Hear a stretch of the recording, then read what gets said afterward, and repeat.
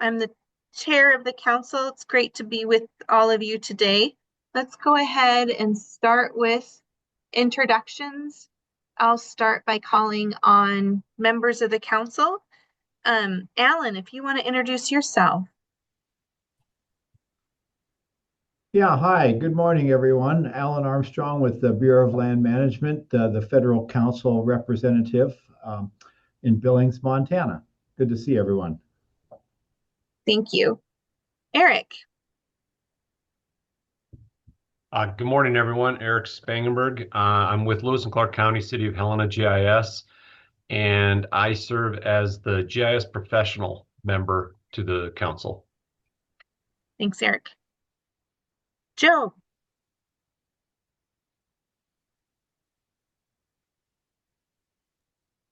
Yeah, good morning, everyone. Joe Kaufman, Montana Association of Registered Land Surveyors representative. Great. Lee. Lee Mackholtz, the GIS manager for the city of Missoula, and I represent local government. And Valentine. Yeah, good morning. I'm Valentin Hoff. I represent the Montana University System and I work at in Missoula. Maureen. And good morning, everybody. I'm Maureen Sealander. I'm the GIS manager for Custer County and Miles City, Montana, and I represent local government on the board. And Nick. Hey, good morning, everybody. I'm Nick Youngstrom with the Montana DNRC. I represent state government on the board. Erin, why don't you introduce yourself? Good morning, everyone. My name is Erin Fashway. I am the state GIS coordinator and I staff the council. And I just want to remind the council we have a couple of vacant positions that we continue to recruit for. One is the private sector representative, and the other is our tribal government interests representative. So with that, we have nearly our entire council here, and thank you for being with us. I also wanted to say hello to our new administrative assistant. We have a brand new assistant who just started a couple of weeks ago, Leslie Miller. She's going to be helping us with administrative responsibilities, including taking minutes and helping with organizational setup. So she's online with us as well today. Good morning. And we have a few other state library staff with us to participate, especially in our grant review action item a little bit later in the agenda. Are there any changes to the agenda?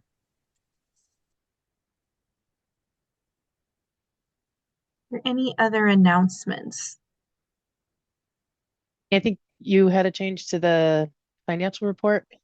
Yeah, I just want to let all of you know that we will not be sharing the third quarter financial report at this meeting. We will when we meet again in June, just a little close to the end of the third quarter for staff to have that prepared.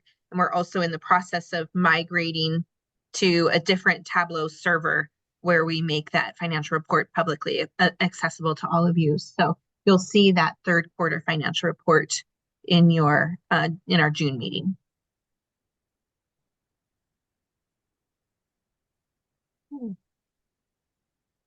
The first order of business is approval of the January 29th, 2026 meeting. Are there any corrections or additions to that executive summary?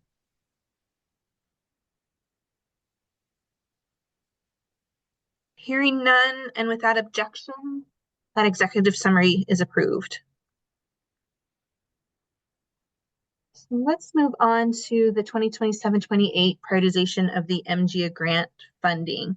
I just want to say I'm just really excited and grateful to be at this point in the year. It's been 3 years since we've actually awarded new grants.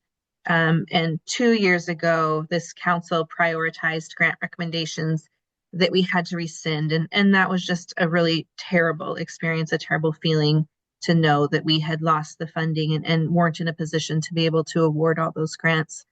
We're now in a position where This is the first time we're able to award in total $500,000 in grants over a 2-year period.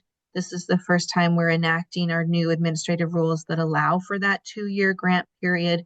And it's really exciting to see the response that we had to the grant applications coming out of a period where we weren't able to award those grants. So I think we've had a really great response, and I look forward to a really good discussion about these grants. Just a reminder that this council recommends grant awards that go to the State Library Commission for final adoption, and they have a special meeting scheduled on May 6th at 11 a.m. via Zoom to consider action on these grant awards. So we always encourage members of the council and grant recipients and members of the public to attend that meeting as well. With that, I will turn it over to you, Erin. Okay, thank you. I want to share my screen.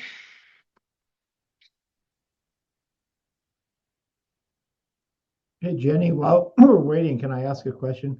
Please. Well, with regard to the May 3rd meeting for the council to adopt the grants, are there ever any times, I'm not sure if I've sat in on those, maybe I should have in the past, but as part of the scoring committee, do you think that there's ever times where they have questions on, why we scored a certain way, or if there was a recipient or a proposal that didn't get selected, and there might be questions as to why? Do you think it's important that maybe we be there? I do. This is a commission that is very interested and does tend to ask a lot of those kinds of questions. And just to clarify, it's May 6th at 11 a.m. I'll go ahead and put the link in the chat so you all have it there. And then we'll issue an announcement via Gov Delivery in the same way we do for these meetings. So you'll see that commission meeting announcement. That announcement will go out next week on the 29th. So you'll see it about a week ahead of that commission meeting. Okay, I'm sure Aaron can answer for all of us on that. But it is worthwhile to have input from members of the council. Absolutely. Okay, that's good to know. Thanks. Thanks for your question. And we had council members on recently for, I think, Eric, I think someone joined us for the last I sat in on one just recently. Yeah. I attended it. I think actually Maureen did as well, if I recall. Yeah. You're always welcome. Okay, so in front of you, you should see the memo that is part of the meeting materials for today. And just a reminder for those probably new to these meetings, we had a first round of grants that were prioritized based on some of the FY 2025 grants that still aligned with the Geospatial Information Plan, and those were previously approved in January. And so we had set aside that $169,980 for those grants. And when we opened up the grant program for the second round, we had available $315,220,000 for the second round, so to speak. And so the grant review subcommittee consisted of the council members, Eric Spangenberg, Maureen Sealander, and Alan Armstrong. We had a total of 15 grant applications submitted and reviewed and considered, and they were prioritized for funding. Valentine as well. Oh, sorry, Valentine Hoff. Thank you. Keep me honest, Eric. And so we have a total of 8 that were prioritized for funding. So some of you are new to the council, and I'll just walk through high level of how these are ranked. And so we have a procedure in place for scoring and for writing these grants, and that's published with the grant materials for all grantees to review. And then the council, the council subcommittee has the opportunity to review the procedures that are published and to give feedback and before those are actually go live and give us advice on that. Then we have our internal scoring procedures that they have the chance to review again before any scoring begins. And when we go through and when these are scored, we actually have a way to align tasks with funding. And so I want you to take a look at the notes and stipulations because there's just certain things that our grant program cannot pay for or might not be appropriate and might not align with the geospatial information plan, the priorities of the geospatial information plan. And that's where we're calling out those stipulations in a very high level manner. And so when we review these, we have the amount that was submitted, and then we have the amount that we actually approve of what we can fund this particular or each particular grantee. And so we also like to call out the matching funds because you can see that there really is can be a dollar for dollar investment. And some counties are able to put a higher level of funding to match for these grants. Some counties or locals or tribes cannot, and it's not a requirement yet. I don't know if it ever will be because it's just one of those things that's really difficult, especially for a county or a local or tribe to kind of when they're getting started in a GIS program, they just don't have the funds available. And so we just think it's really important to show those matching funds. And then the general overall project amount. And usually over time, we see that grow because there's a lot more internal investment and in-kind funds put forth by the applicant. And so we are recommending to the council that on advice of the subcommittee, that these 8 grants be funded. Partially for some of them because some of the grant funds or requests for funds could not be funded in accordance with the MGIA or the priorities of the grant program. And then what happens is the funding never aligns perfectly. And what you'll see is for number 8 for the Department of Revenue, we had a remaining amount of funding available. I think their total request, actually, I'm sorry, I don't have it in front of me. I can pull it up here in a moment, was roughly $50,000 or $60,000. We had the accumulation of funds up until that for the first 7 had a remaining of $33,547. And so we thought it would be best to at least award partially the Department of Revenue what they were requesting so they can start perhaps a phased approach to collecting control in Golden Valley, Muscle and Wheatland counties. I'm going to stop there and then I'm going to ask the subcommittee if you have anything else you would like to add.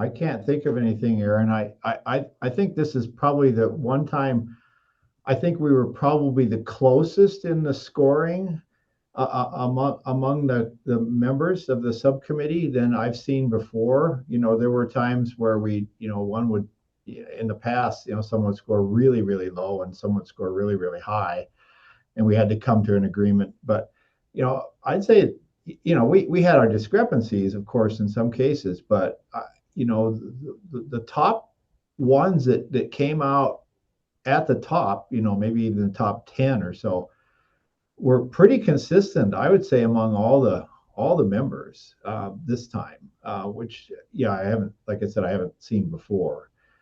Usually we had to talk someone either down or up based upon what we saw in the grants, but they were pretty straightforward, I thought, this time. I don't know what the other members thought.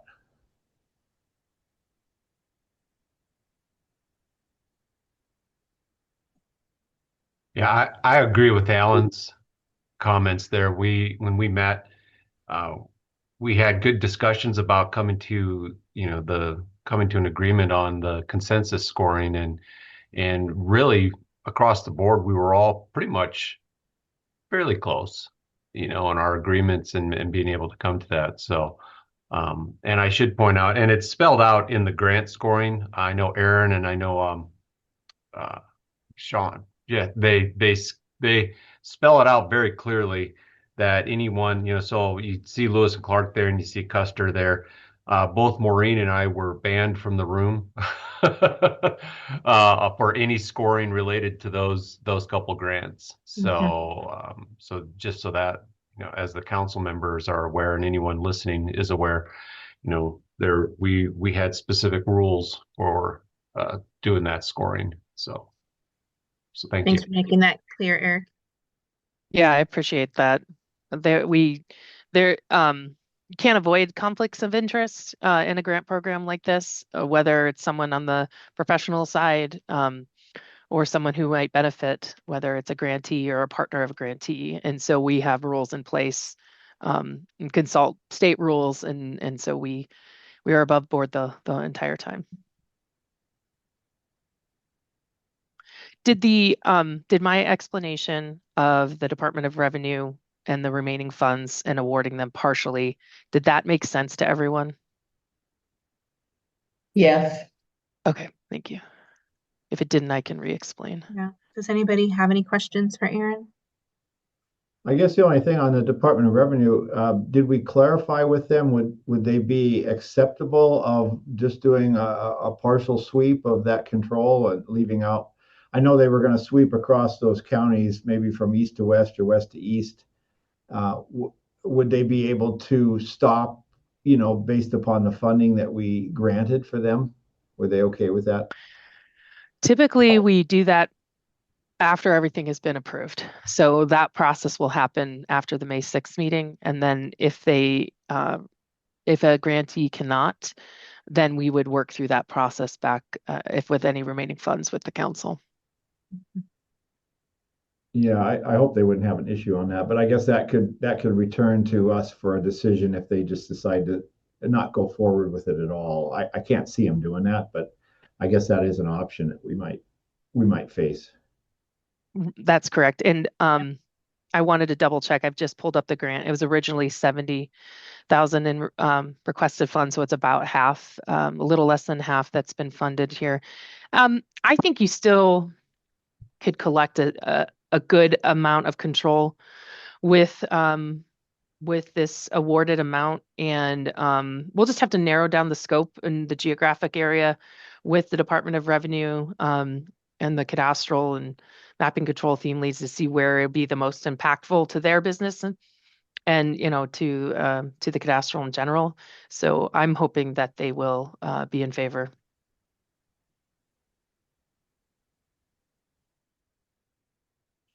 Any other subcommittee members want to share any reflections on the grant recommendations?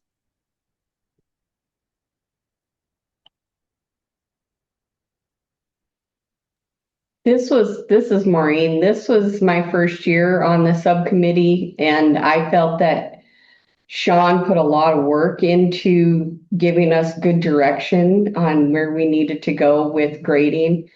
And I thought it went very smooth because both Aaron and Sean did so much work up front of us even getting any of the grants to grade. Thanks, Maureen. And I know Sean is also on the call. Sean, thank you so much for your hard work along with Aaron. Sean, do You're you very have anything welcome. you would add? No, I would just say that, you know,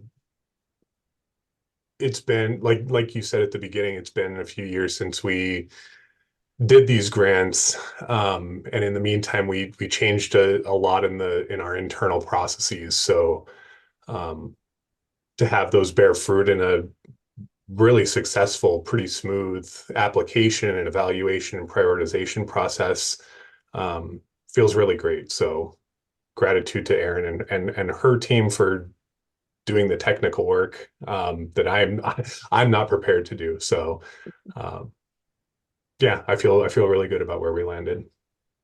Thanks, Sean. Yeah, I'd like to echo what Maureen said. With Sean's help and assistance, we wouldn't be able to. Um, he's part of the framework to get this program off the ground, and we're really excited with all the work that we put in the interim to put this into play with the new 2-year program. We're going to have in-person training that's going to be a requirement this August. We've restructured the way we're going to manage and administrate these grants. Not in a drastic way, but I think enough that will be really meaningful to the grantee and to the state library and help further forge these really good relationship. Yeah. And it's sure a really successful program. We've experienced a lot of success to this point, and it can only improve. Absolutely. I know Troy's with us. If anybody has any questions, or Troy, if you have any comments about the DNRC grant for the work on the hydrography framework. No, just a general comment that I'm excited for it. I think it's, I know it wasn't directly developing data for 3DHP, but it's getting ready for it. And so in the Gallatin, it will be one of our first 3DHP data delivered, and we want county and the city to be ready to use that and understand what it's not and what it is. So that's what that grant's all about.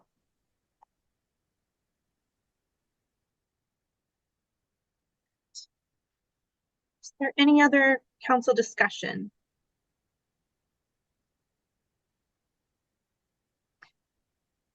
Let me ask, is there a motion to recommend the FY 27-28 grant priorities as presented?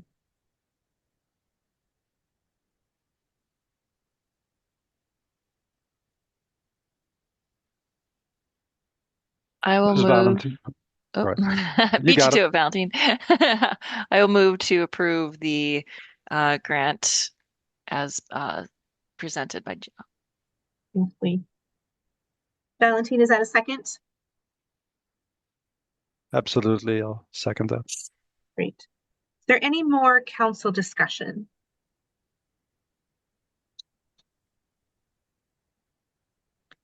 I'd like now to ask for public comment.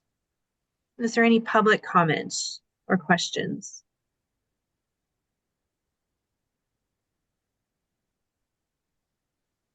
Hello, I wanted to provide the perspective as an applicant that everything was extremely well documented. The process was very clear. I can see the amount of effort that has gone into augmenting this program, and the documentation was superb. So nice work. Thank you, Ross. Appreciate your feedback. Is there any other public comment?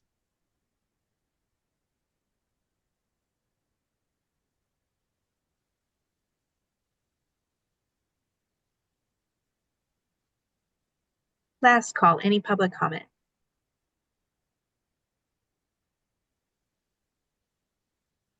All right. Council members, all in favor of approving the grant recommendations as presented, please say aye. Aye. Aye. Aye. Aye. Any opposed, same sign. Any abstentions? All right, the motion passes unanimously. Thank you. Council members, thank you for your hard work. Staff, thank you for your hard work. Grant applicants, thank you for your hard work. We look forward to working with you. Again, I want to remind all of you of the May 6th commission meeting. I hope you can attend and be available for questions and to participate in that discussion with the State Library Commission.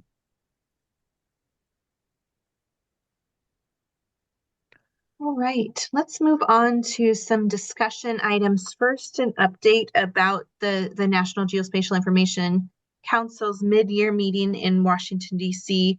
We were able to attend that with Aaron and Evan Hammer and myself the last week of February. Lots of great discussion with state and federal partners. And then, of course, this is the meeting where we get to visit with members of our congressional delegation and their staffers. We were able to meet with all members of the congressional delegation themselves, with the exception of Congressman Downing, at the Montana Coffee that occurs on Wednesday mornings. It was great to have a chance to visit with all of them, and in particular with Representative Zinke. We spent an extended period of time with him. One of the areas of note in our conversations with him was some work on some drought planning that he and Director Burgum from the U.S. Department of Interior were thinking about and working on. He was heading to Montana later that week to hold some public sessions to talk about the concerns around drought and what the feds might be doing in that regard.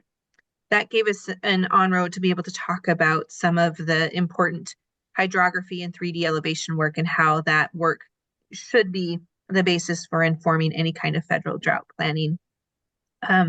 Similarly, we talked with all of the staffers of each congressional office. We were able to meet with each of them. Our priorities were talking to them about the importance of GIS coordination, our work with our federal partners, and then in particular, continued support and funding for the 3DHP program, support for the USGS in that regard. Coming out of that meeting, our staff did submit a request for a congressional local project fund from Representative Zinke's office to help support that kind of data collection over a 5-year period. We're in the process of waiting now as we learn more about what his office prioritized and ultimately what Congress will finally appropriate. It was great to have a chance to meet and build relationships with staffers in each of those offices. Of course, it was also just sort of a crazy time to be there because that was the week that Representative Zinke announced that he was no longer going to be running for re-election. And then the next week, Senator Daines announced that he was not going to be seeking re-election. So a little bit of upheaval in that regard. But we know that some of those staffers carry over from congressional office to congressional office, and having contacts and relationships and the ability to reach out and have conversations with members of those delegation staff, I think is a real positive step forward for us and something that we want to continue to enhance. Erin, what do you want to add? Well, it was a overall really great experience. I think that all the staffers were really engaged and understood the importance of what we do. And in fact, one of them started the conversation of, I just helped my grandma get her property record thing. He was helping his grandma with the cadastral, with some of the property record work that they had to complete recently. And so I thought that was really encouraging. Mm-hmm. They really responded well to the ideas that we had submitted, along with some of the swag that we had brought with our beautiful stickers and artwork. And so I think that goes a long way because it's something that they can see on a daily. Especially some of them said, I'm going to place it right here when you walk in the office, which I was tickled to hear about.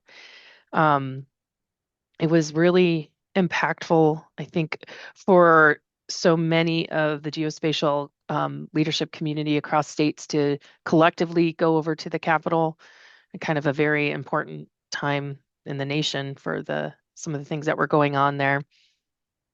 One thing that I think would be great for the future is to maybe dive in a little more to see who's going to be in town, because we did get thrown off by seeing some people in town and heard that the county commissioners were in DC at the time we were there. So it would be good to connect with them. And but while I was there, I was able to connect with the national NACO, and their new director is a former GIS IT guy from Georgia.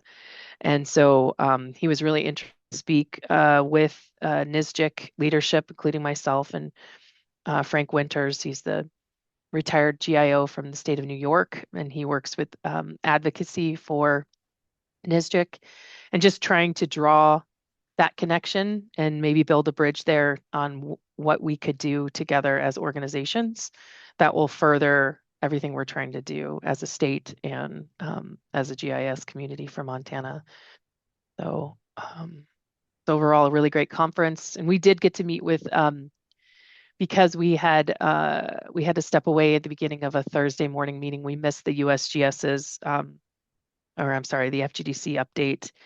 And because of that, I scheduled our own personal Montana one-on-one with some of the leadership in the FGDC, and there's been a lot of turnover there.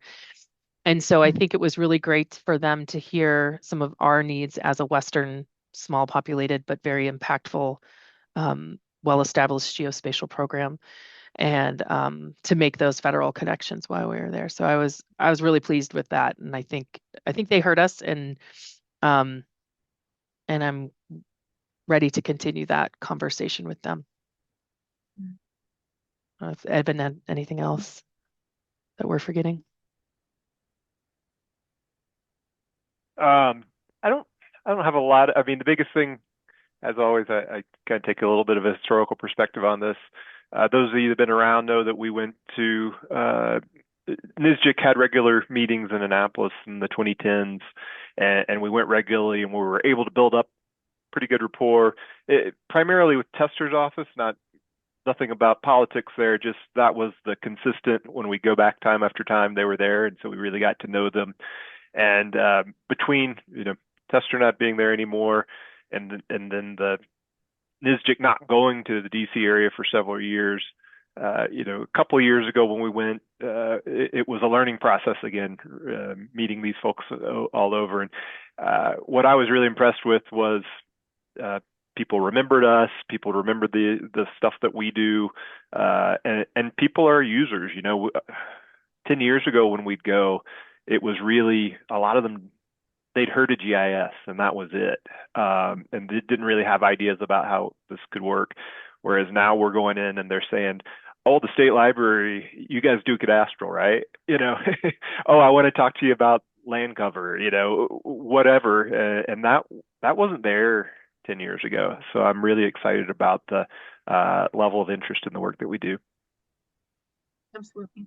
Yep. Any questions for us about mid-year?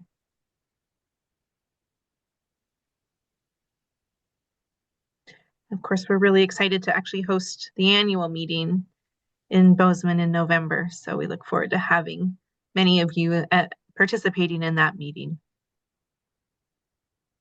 Yeah, Jenny, I've never really participated in any NSGIC activities ever. And it's curious from my perspective now in federal to see that there is a fairly significant, I'm believing, a federal component to this. And, yep.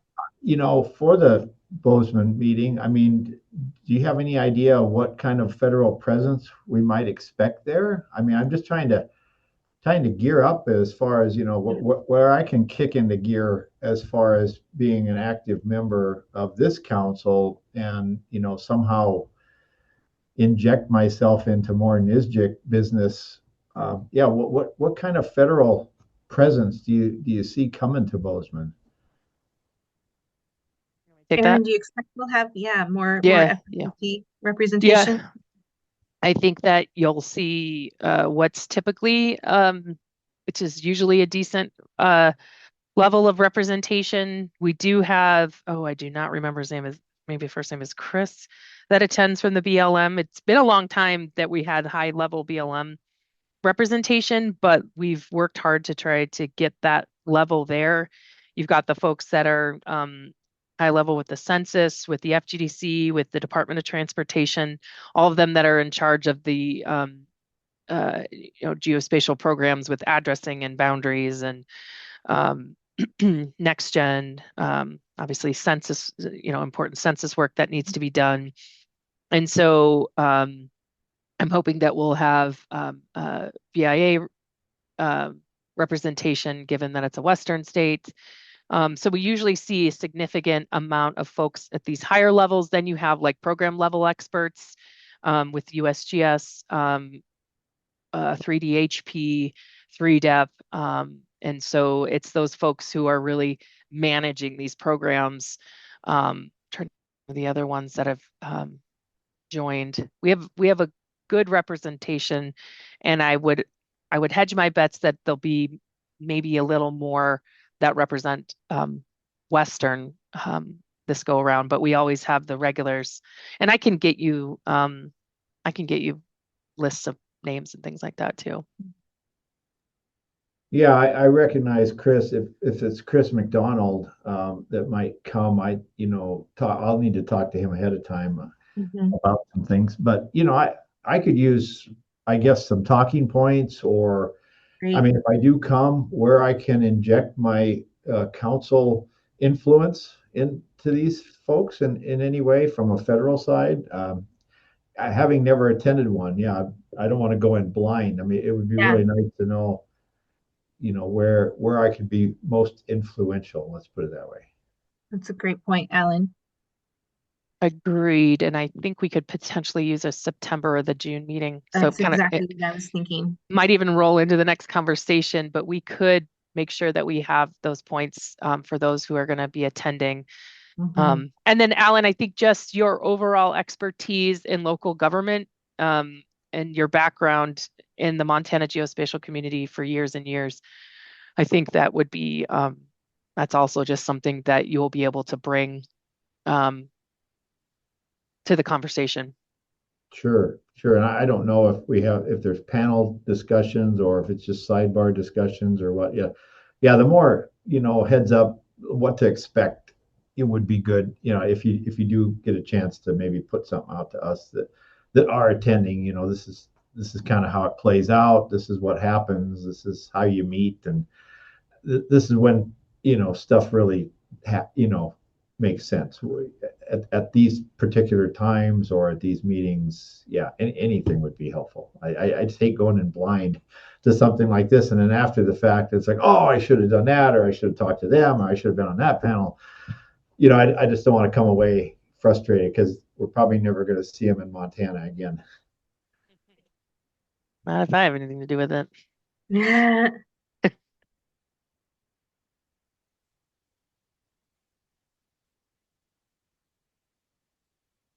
I can't remember. Lee, have you attended a mid-year or was it an annual?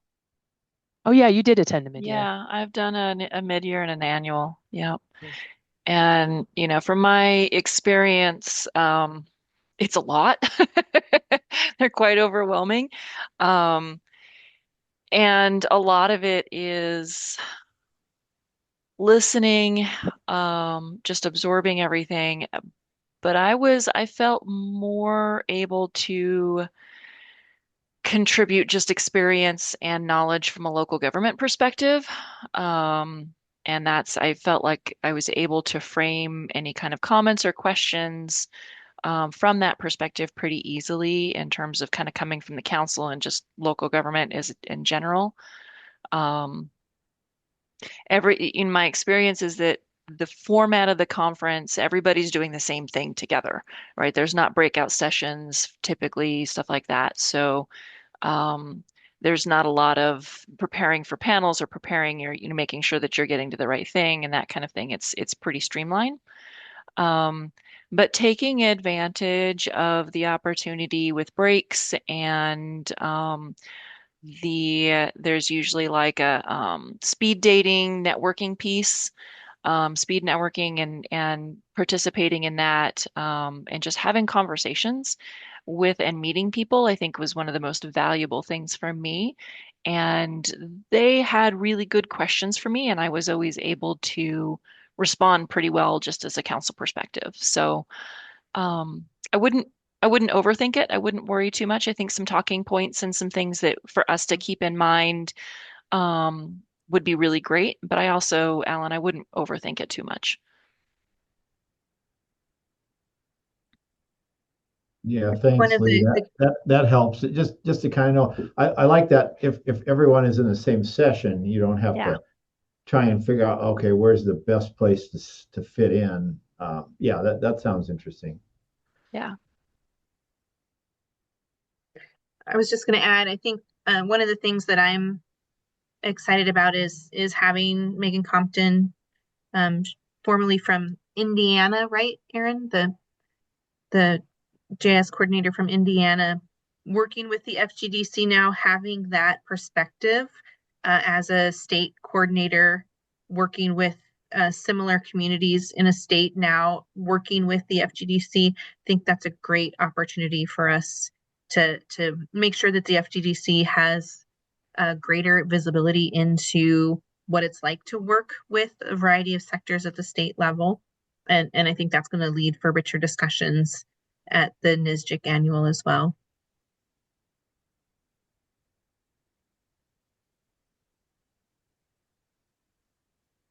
Okay. All right, Aaron, we wanted to spend a little time thinking about what we want to do for our June work session and training we have planned. Right. So we want to ensure that or try to get all the council members in person for an in-person work session and training. And we typically use this time to kind of plan. We have a 3-year plan in place though, so we can do a little less training and maybe focus on the year ahead and some of the things that the council might want to focus on or get trained on. I guess we have the ability to seek out some folks. We've had the local government, the MSU Local Government Information Center. Did I say? Yeah. Come in the past, Ashley come in the past and give us some training. We've had some facilitated sessions, so we just wanted to open it up to the council to see what your interests might be in and where I guess we can spitball any kind of ideas that you might have and really just open it up to you to see how we would like to structure that day-long event and what kind of training would be beneficial. I was going to pull up a few notes that I had from some of our previous discussions too. One thing we talked about was kind of bringing back Adam Carpenter to talk a little bit more about AI, if that's of interest, or maybe some more specific geospatial AI related discussions. Another one that was talked about earlier this year was a presentation on the updated National Spatial Reference System. So yeah, those are some things from my previous notes that we had talked about.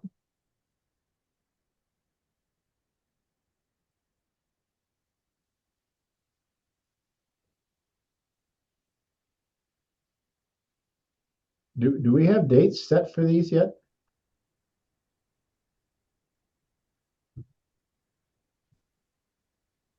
It should have gotten an invite. And it is, hold on, let me pull it up. 18th, I think, in June. It's the 17th on my calendar.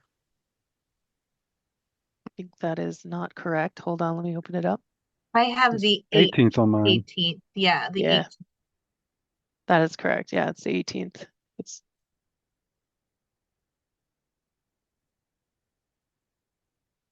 Does that date still work for everybody? Or let me ask, is there anyone that it does not work for? It does not work for me. It is on my calendar for that day. Yeah, unfortunately, I'm out of town. But proceed as if I was there. Does that mean we can have a little headshot of you on a stick? Yeah, just like when they had them in the football arenas, That's right, exactly.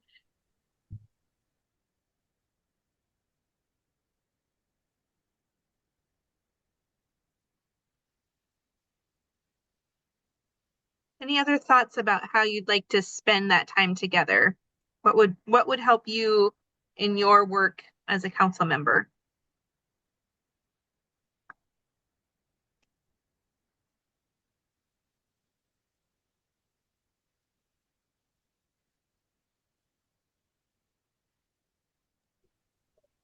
Jenny, I'll add a few of my 2 cents. Yeah, please.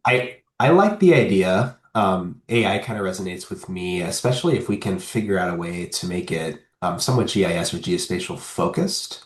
I think we all know there's probably a lot of potential there, and I'd love to, if we can come up with some concrete examples, or maybe some kind of concepts to work through. I think there's a lot of potential there because I think we're all looking for POCs and ways we could use that, certainly at the state agency. Thanks, Nick. Appreciate that feedback.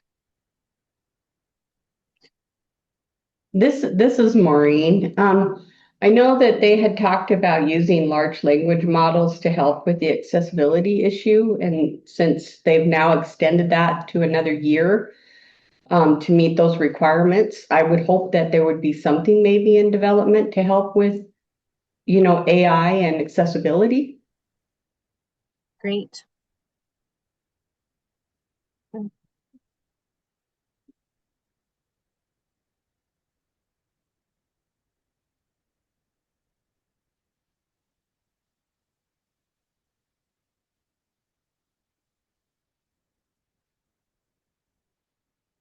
There is a possibility that the head of Esri GeoAI might be coming to Montana in May.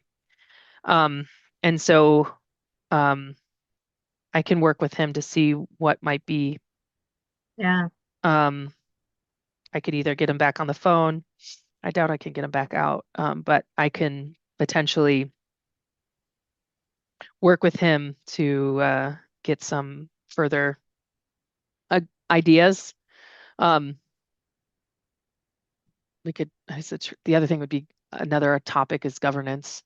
Yep. Yeah, I'm super interested in sort of updates from the last council discussion we had about governance, and I was always sorry to miss that panel at the GeoCon last week.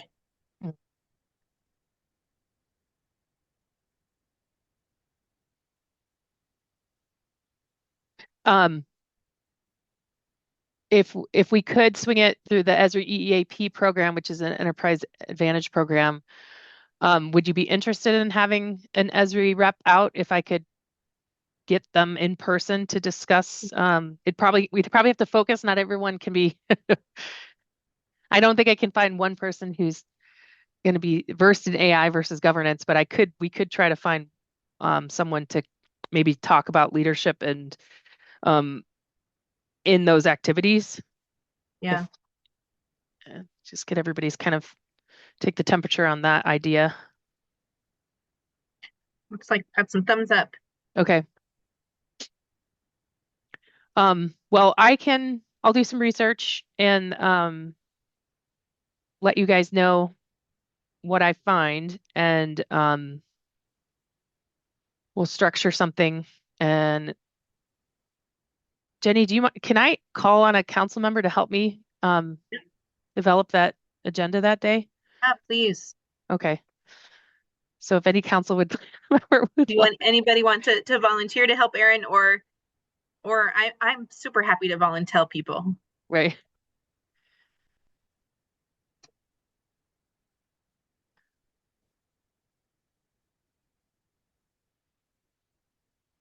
Nick, I wonder if you'd be willing to help out Aaron with that.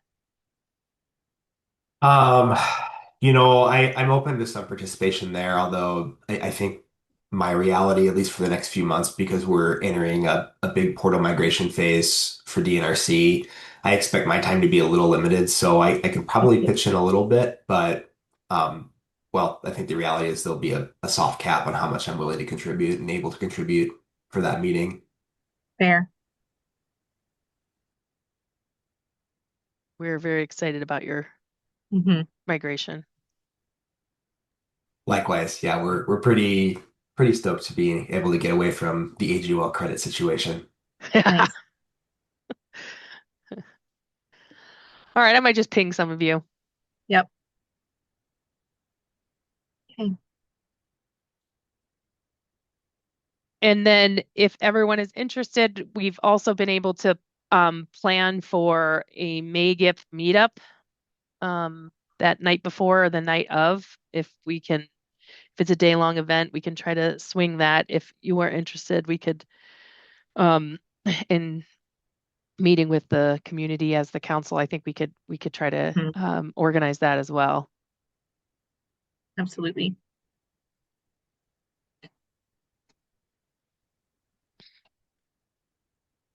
Okay. Okay. Let's move on to our standing reports. Again, we're not going to have the financial report. As always, if anybody has any questions about the MGA account, please do feel free to reach out anytime.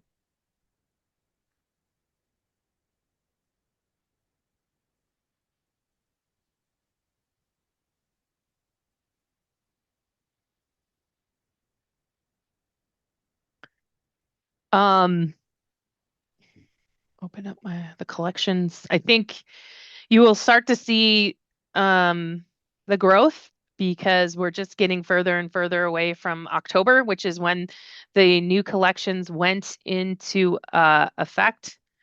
And so let me turn off some of the years here so you can see. So I'm going to maximize my screen so you guys can actually see that. How does that look, everybody? Good.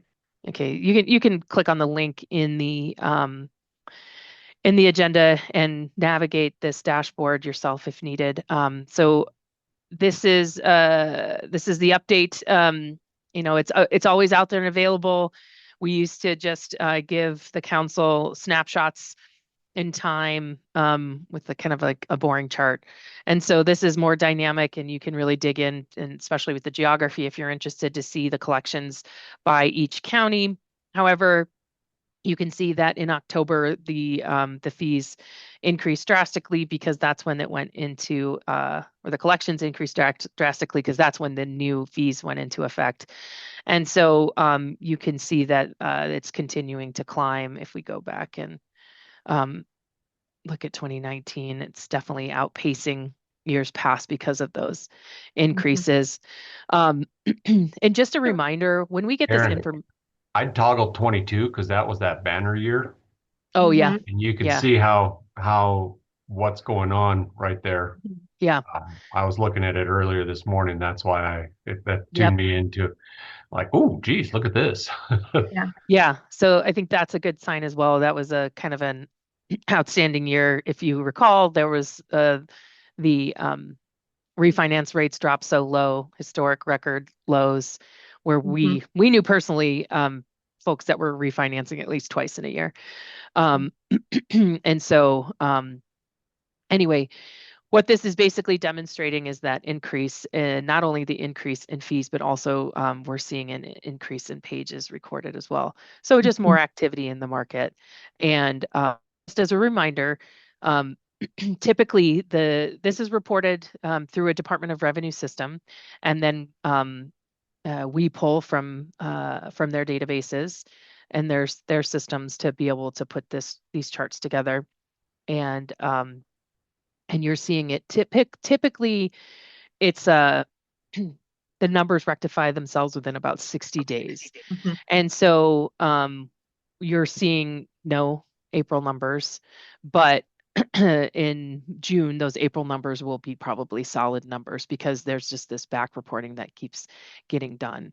And so the local governments aren't able to report numbers until the month actually passes. And so you'll probably see potentially maybe a little bit more of a climb in February and March. And the other one I wanted to turn off some of these so you can actually see what's going on. So this is pages recorded. So this is how we actually calculate. We just do some analysis and calculate these numbers. Again, I left the 2022 on because that was kind of that outstanding record year. But you can see that that I don't know what you call that color, brown, representing FY 2026 is outpacing 2025, which is great because that means that there's more activity in the market, and then you'll start to see the just more activity, meaning more houses being either sold or refied, and then just more activity with recordation fees. But that majority is through refinances and purchased homes. And so that go through a mortgage, excuse me. And then I think that again, you'll see about 60 days later that those numbers kind of even out and what they need to be. So we'll see them probably climb even higher for March. So it is, we are trending almost significantly higher than FY 2025. Any questions there? Mhm. Okay. Let me just add, we know how the economy can affect these dollars. So while we're seeing significant increases, we want to continue to be somewhat conservative in how we're budgeting for them. So the council is aware the commission will approve our FY27 operating budget at their June 10th commission meeting. We already know, of course, that budget will include the FY27 dollar amount for the grants, the 500,000 that has been budgeted.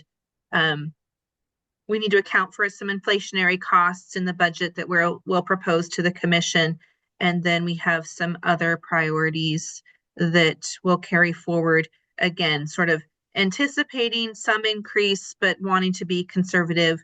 Who knows, for example, how the continuing war will continue to put pressure on the economy, that kind of thing. So we want to be mindful that this revenue can change pretty dramatically in a very short period of time. One area where we do anticipate increasing investment in FY27 is in the Montana State Reference Network. In addition to the grant program, that was another area of investment that we had to put on hold during the significant decline in the MGA revenue. So you'll see when we share that FY27 budget with you, some continued investment in that program as well. Any questions?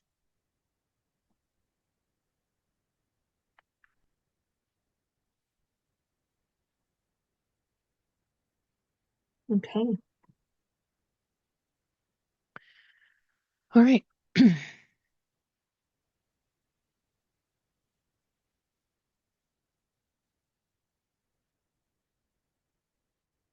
I think I'm up next on the agenda. I'm sorry, I have to switch. Yes, Okay, thank you. All right. And now I have to switch screens because I have 3 and it's not pointing to the right one. Just give me 1 second, please.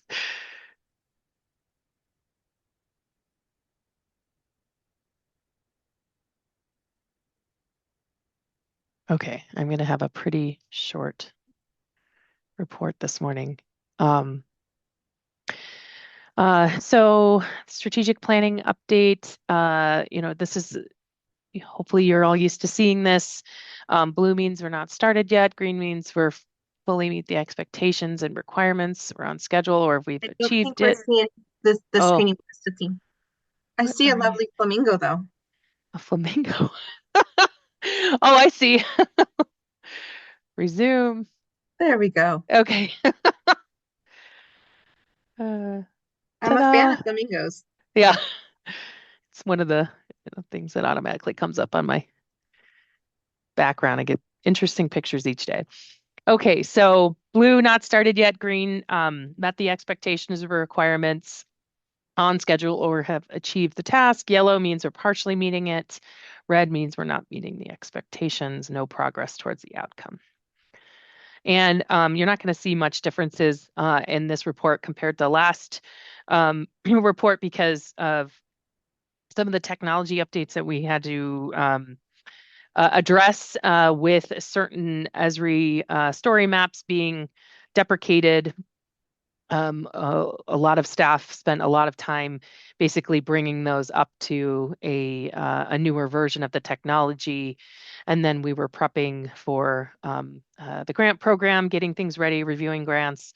And then in addition to that, some of the outreach activities that we had going on. So while we're slowly making progress, we didn't really see any major updates over the past 3 months since our January meeting. If Nick and Matt wouldn't mind giving an update here and helping me out, I'd greatly appreciate it. So we have a working group that was started back in November, and they made a lot of really fast progress, and I'm really proud of the work that they both have put into it. And then just in general, the team from our GIS Managers Forum, it's a subgroup of that. Obviously, I think you've all heard that the 508 compliance deadline was originally in April, and that was extended for a full year. And we've just finalized, and we're working on finalizing this Enterprise Advantage Program activity to complete some accessibility reviews that we'll do on a couple applications, be more like a kind of train the trainer, get some reports out of it that then we'll be able to utilize across all state agencies. And so, Matt and or Nick, would you mind just giving a little bit of an update on your perspective of how things are going and what we've done to date? If I've missed anything, try to do it very high level. Oh, they had a wonderful panel last week also at the Really good. Yep. Big Sky GeoCon. And that I'll jump in really quickly and I'll have Nick elaborate if that's all right, Nick. Yeah, indeed, we had a really, I think, a very productive panel at the GeoCon. It was very engaging. I think that the extension really was heartening, I think, for our group. But I think the message we're taking from it and all the work we're doing there is we're not letting the foot come off the gas pedal. We're going to continue to work on, our fundamental mission is to be sure our state of Montana agencies have the resources they need to make geospatial accessibility reality, and to have the checklists and processes and ways of remediating existing apps, and give good recommendations for future apps and applications and other things. And also working working with Esri to discuss with them deficiencies with their compliance of the WCAG 2.1 AA compliance, not a recommendation, but the compliance requirements in the future. So I think that to say that I must say I'm so impressed with the amount of work that's gone on with this group in such a short amount of time. And we are not resourced like other states are that have dedicated geospatial accessibility folks they're on the payroll. We are doing it as from a volunteer perspective, and there's a core group of people that are working very hard in this in state government to make this a reality. I want to say further, we are of course going to be giving our own recommendations for our agencies and what they should be doing with geospatial accessibility. But in the future, the intent is this is going to be made public and is going to be able to be consumed by the greater GIS community, just like the state of Minnesota, just like the state of Colorado has done. Kind of rambled on there. Nick, do you have anything you'd like to add? Yeah, well, no rambling, Matt. I think that was well stated, and you covered a lot of the ground that we've been digging into over the last 3-4 months, give or take. And yeah, I just kind of want to second some of the things you said. A lot of really good progress and real leadership by some members of that working group to step up and kind of fill the need and really get a sense of like what does this mean when we talk about geospatial content for web accessibility, which was not really well understood and well outlined. So a lot of good work has been done, and I think we're near a point where when this information starts to get released internally and eventually publicly, it'll really help demystify some of the concrete actionable things that agencies and organizations can do to get it at least partially in compliance. Likewise, yeah, I think heartening that the deadline's been extended, and I think it's important we kind of keep our we keep the momentum going there. This gives us a window to be more proactive around remediation rather than reactive like we had been. So even with our resource constraints, we'll continue to push forward there. And then I'll just give a quick update on the accessibility program. So we're finalizing that activity with Esri right now, but the intention is to take two applications from state agencies and work hand in hand with Esri to identify issues, remediate those issues, and basically build up a knowledge base and understanding kind of what sort of things we're looking for, different techniques to remediate those outstanding accessibility concerns, and then more widely upskill and share that information with state professionals. So really excited to see where that one goes. I think it'll be a quick and easy win because we'll largely remediate two applications that are pretty high value, both to DNRC and MSL, and then we'll just set the foundation for building up the muscle, so to speak. And what I Great update and such critical work. Thank you all. Yeah, and what I would like to add is that when we're finished with those updates, I think it would be great to continue this as maybe make it an official agenda item Yeah. and have the team give those updates, Nick Yeah. and Matt. I think that would be really beneficial to I the agree. greater community. So noted. Okay, moving forward. I accidentally hit the forward button, so you might all know what's coming up. So I wanted to recognize one of our colleagues and buddies and good friends earned the MAGIP 2026 Distinguished Service Award. So Bob Cochran, one of our staff members that works solely on next generation 911 implementation across all of Montana. So he helps local governments and tribes get ready for next gen 911. And what's really cool is that um, I've I speak frequently with so many leaders across the state of Montana, and I probably should do a better job of relaying all the wonderful things that I hear. But one of the best nicknames that I've heard county commissioners come up with is for one of our staffers is Bob Cochran, and some folks called him Bob the GIS Wonder Man, and so he works uh, hard and he has a lot of patience. And I know a lot of you on this call who work in that realm have worked directly with Bob and probably can be a good testament to um, his work. And he's just so patient and so kind and so knowledgeable and always willing to help, whether that's folks inside the state. We've lent our expertise to our neighboring states like Idaho. I know we've worked a lot with them recently to share code and help get them up to speed on some of the things that we've done. And so he's just really such a wonderful member of our staff and just the general community. And I think we're all lucky to have him. I wanted to say thank you and a special recognition to Bob for his service. Absolutely. We tried to recognize him at our all staff meeting yesterday. And of course, he was out helping counties. So staff recognized him in absentia. Yeah. Tirelessly, like I said, tirelessly. That's right. Okay. And so I hope I don't embarrass this person too much, but Joe received an award at the Marls Annual Conference for Outstanding Service Award, and it was presented by his lovely wife. And I'm not going to do a great job like she did of explaining how tirelessly you've worked for Marls in the community, but I just wanted to give you a recognition and say congratulations. And it was really awesome to be there to see you accept the award as well. So great job, Joe. Thank you. Appreciate that. Congratulations. Yeah. Okay.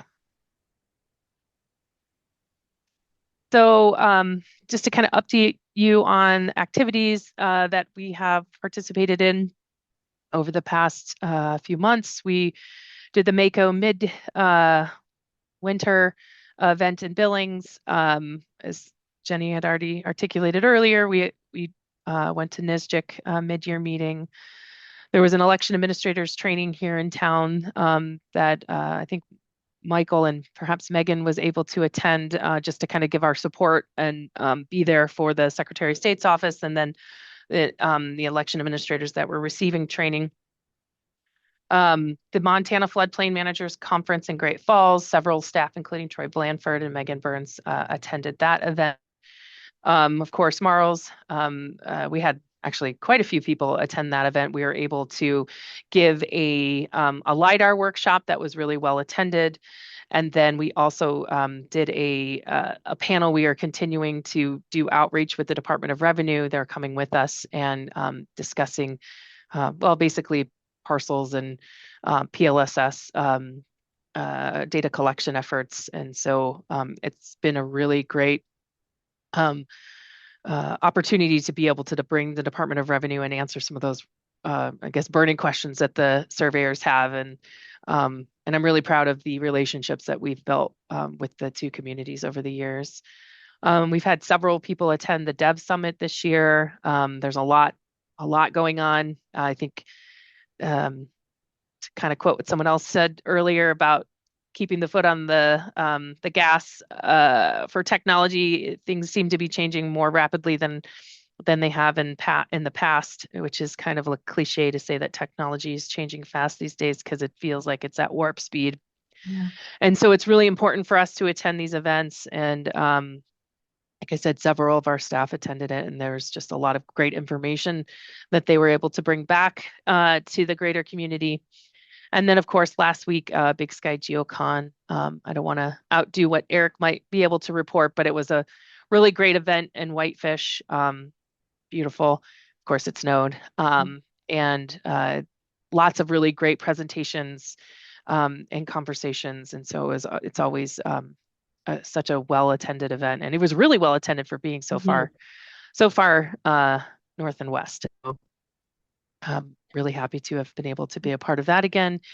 And then our upcoming events we have planned, I will be attending the National Tribal GIS Conference next week, representing both NISJIC and Montana in the work that we do with tribes, and being able to continue my outreach and bridge building for working with tribal nations, both within Montana and then in helping build relationships with my counterparts in other states and with the tribal communities. So I'm really excited about that and proud of our work that we're doing there. And then the Esri UC, again, technology is constantly changing, and we look forward to hearing all the big events that will be dropped on us this July. I just want to say thanks to Alan and Nick for joining us in the great council panel at the GeoCon last week. Really, really fun. It was great to be able to do that with both of you, and Aaron was a great facilitator.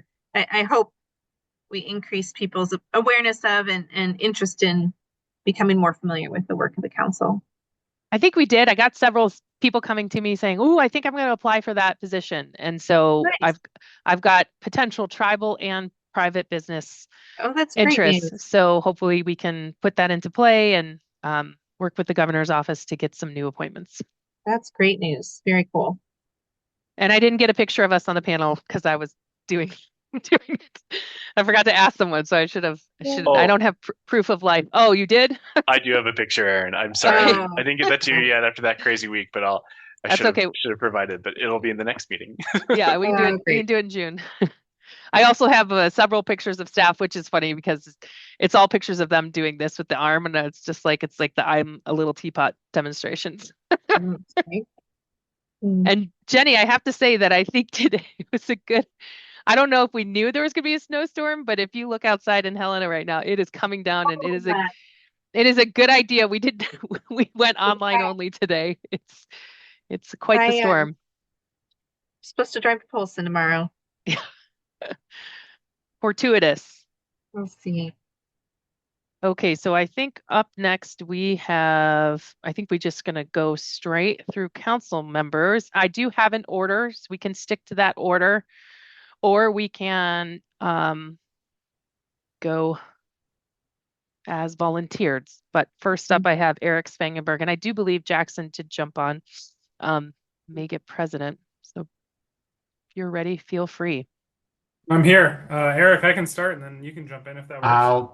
I cede the floor to you, Jackson. I was just going to go through and just comment on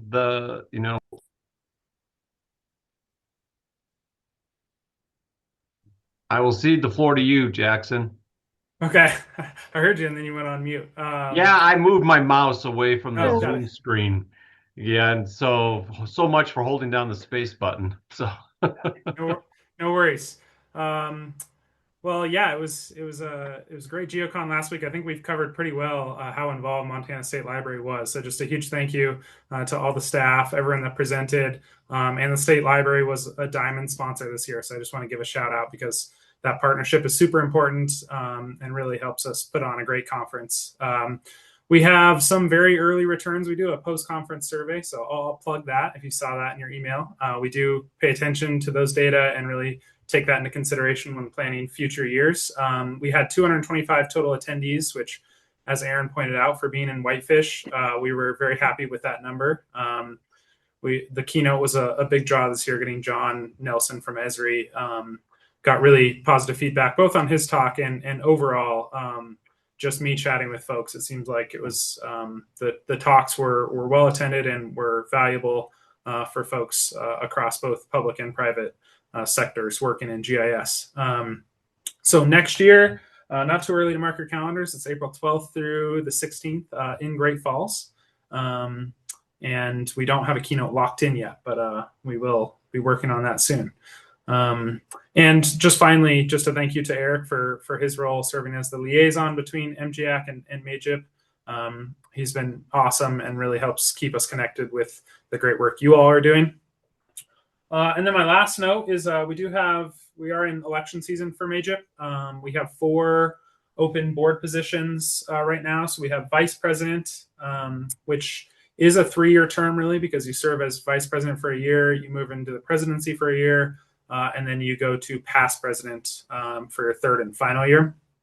As far as I know, there are no nominations for that yet, but those have just been sent out. The second open position is web administrator, which Montana State Library staff Megan Burns has been serving for the last few years. I believe Megan is rerunning. She's been fantastic and has done so much great work for MAGIP.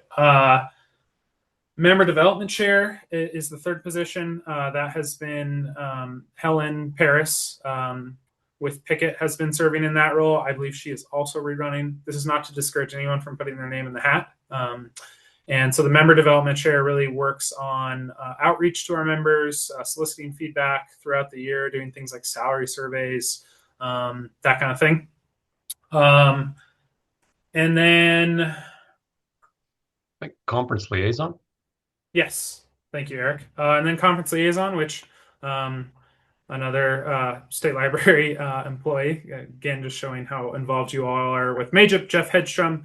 He is also putting his name back in for re-election, and Jeff works tirelessly to make GeoCon a successful event. So we are very fortunate that he is rerunning. So, Eric, did I miss anything? You want to add your reflections from the conference? No, I don't think you missed anything. Yeah, it was just it was a great event. I appreciated all the presentations and the organization that gets done by the crew that puts it on. You know, all the local representatives from the Whitefish and Kalispell area that help coordinate a lot of the items is great to see. You know, that's always great to see the local folks get involved in the planning of these events. So we'll see. I know Aaron and company over in Great Falls will probably do an equal job of presenting Great Falls to us as MAGIP members. So yeah, thank you. Yep. Happy to take any questions if you all have any. Thanks for having me today. Congratulations on a great conference. Thank you.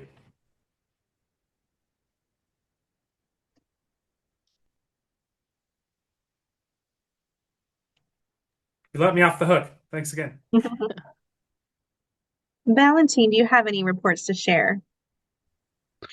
No, not a whole lot to report here. I'm sorry I missed the conference. Glad I was involved in the grant prioritization process. Academic year is wrapping up for all the academic GIS people and the students. They're going to go out to their jobs. I don't have any numbers on how many are getting a geospatial internship slash job this summer, but I think there's a fair number because people have been talking to me about it. So Oh, great. that's about all I got. New president and new football coach. It's a big changes here. Yeah. Yeah. Let's see, Lee or Maureen. Unfortunately, I missed the conference as well due to some travel conflicts. So I don't have much of an update on the local government side. Thanks, Lee. Anything, Maureen, from you? So I also was not able to attend the conference this year, but I was asked by Jason Danielson to provide a support letter for Bob. So I was so glad to see that he won the award. That was just really great. I thought couldn't think of anybody more deserving than him to receive that award this year. Thank you. So I'm sorry I wasn't there to watch it, but I'm glad to hear that he did get it. Absolutely. So on another note, I just wanted to say I was glad to serve on the subcommittee for grants. That was a great experience, working with Valentine and Eric and everybody. It was just really great to see. Alan and I scores a lot of times were always the same, so that was good. Was just glad to help out. And then also coming up here in Miles City in September is a conference. The Montana Emergency Managers Conference is going to be located in Miles City this year, and I'm helping out with that. So I'll have more information for the council as that develops. Great. Maybe if I could throw something in here, from the local government standpoint, the MAGIP side of things is Andrew Stickney and the local government SIG, the special interest group that MAGIP helps host and everything. Andrew, we've kind of moved it so it's more of a quarterly session or every other month, I think, something along those lines. But Andrew has his work. He moved into the private industry. He went over to the dark side, so to speak, and so his workload has gotten a little bit busier, a little bit heavier, and so he is in the process of passing the torch to someone else to kind of run those SIG meetings. I haven't heard who it is yet. I don't, and I kind of visited with him, but I'll try and follow up with him and see what's going on and where things are going with the SIG meeting. I think I don't have my calendar open in front of me right now, but we'll see when the next SIG. But they're pretty good about posting those emails to when those events are happening. So I just wanted to pass that on. That the SIG's not ending; it's just getting a new leader at a point in time here. So great. Thanks for that update. Let's see. Joe, anything that you wanted to add? Yeah, I was not able to attend the Big Sky Geo Conference, but I know our Northwest chapter president, Josh Linderman, I believe he was there and had a booth. I have reached out to him via email. I have not heard back, but we appreciate the ability to have a booth there. The other note was we had our surveyors annual conference in March, and I really appreciate the state library and the Department of Revenue on their presentation. And I think our surveyors got a lot out of the Department of Revenue speaking that was done. It just gave us a better understanding of what the Department of Revenue does and kind of helped a lot of us in that regards. Other than that, I don't have anything new to report. We do have a board of directors meeting coming up at the end of May, 29th in Butte. And then I also want to just thank you, Aaron, for recognizing that award for me.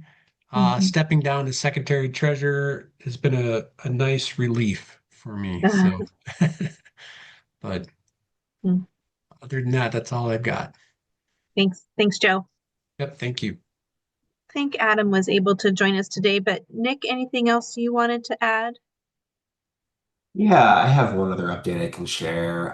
Yeah, we already talked about the accessibility working group, so I won't belabor that anymore. But the one other update I think would be good for everyone to be aware of, IT integration at the state is continuing, but there's been a timeline adjustment there. So integration's now been pushed back to August. Originally had been scheduled for the end of this month in April. So that'll be a little bit more time as they kind of work things out in terms of kind of where all the pieces will fall, so to speak. And just, I think I mentioned this the last time, but just as a reminder, GIS is largely considered, at least from a state perspective, outside that integration. So GIS staff will be remaining within their individual agencies. Yeah, that's all I've got today. Thanks, Nick. Any questions about state centralization?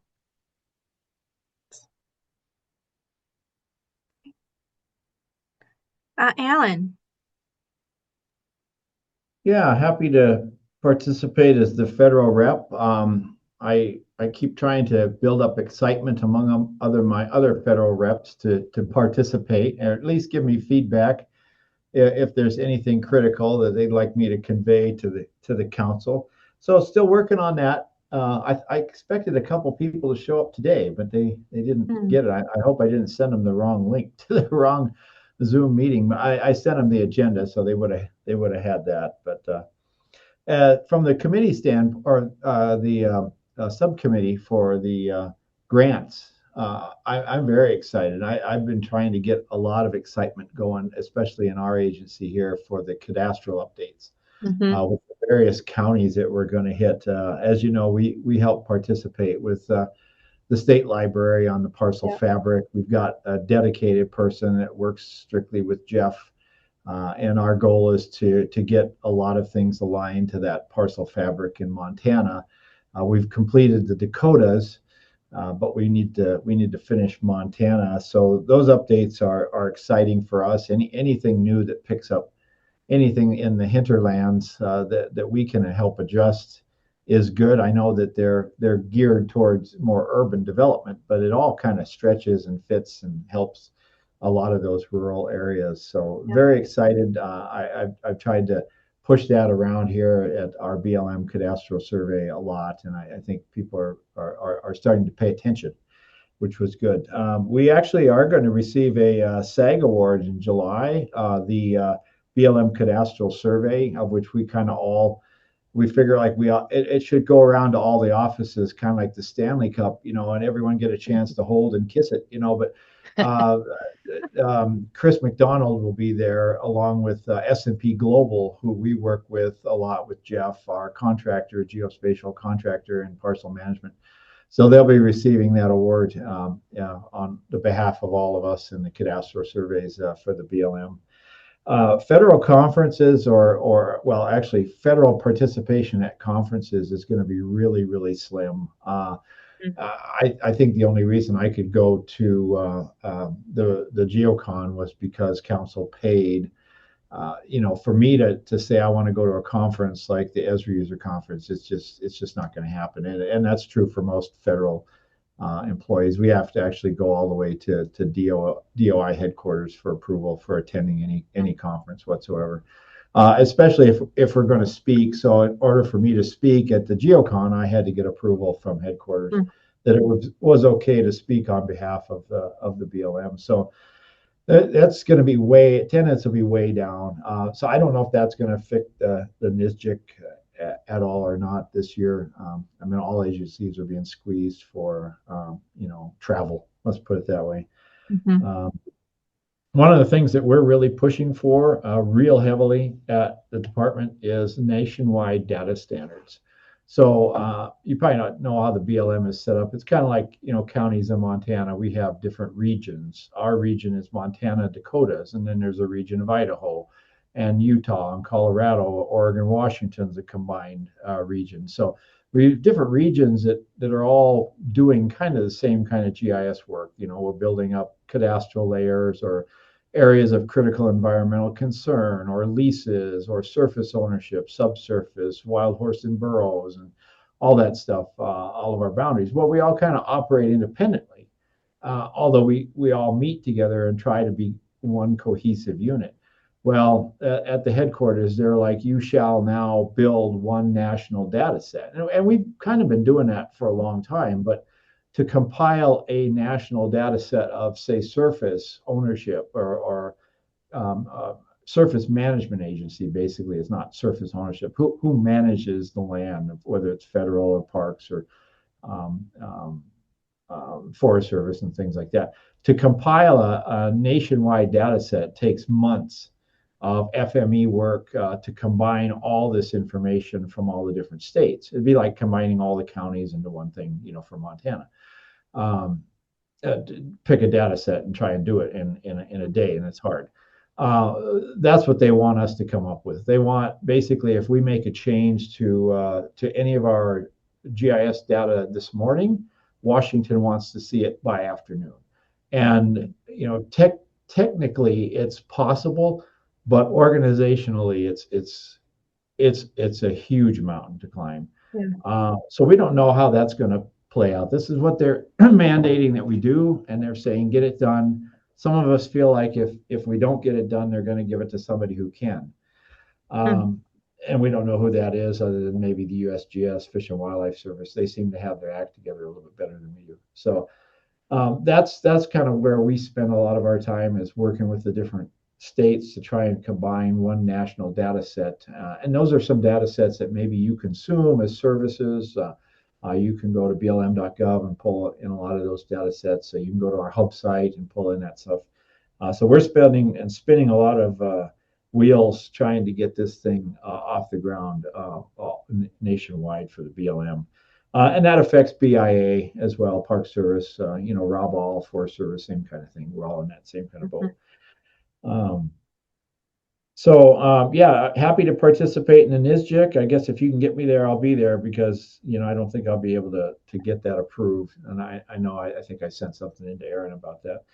So yeah, looking forward to that. If there's anything I can have at the ready as far as talking points, or just kind of get spun up a little bit, if I do attend, I want to be effective for the council there from a federal perspective. Yeah, we'll definitely spend some time talking about that at one of our upcoming meetings, kind of have a strategy moving forward. I think that's a great idea. Thanks for all of those insights, Alan. Yeah, you bet. Again, our private business position is vacant. Any other council discussion?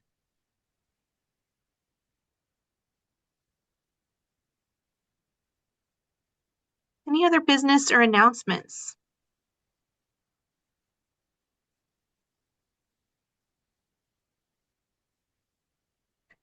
Any public comment?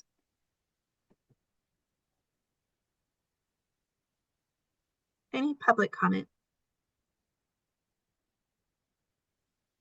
All right, hearing none, we'll see you next on June 18th for our council business meeting and work session. Thank you all. Stay warm and safe out there with our wintry weather. The meeting's adjourned. Thank you. Thank you. See you all.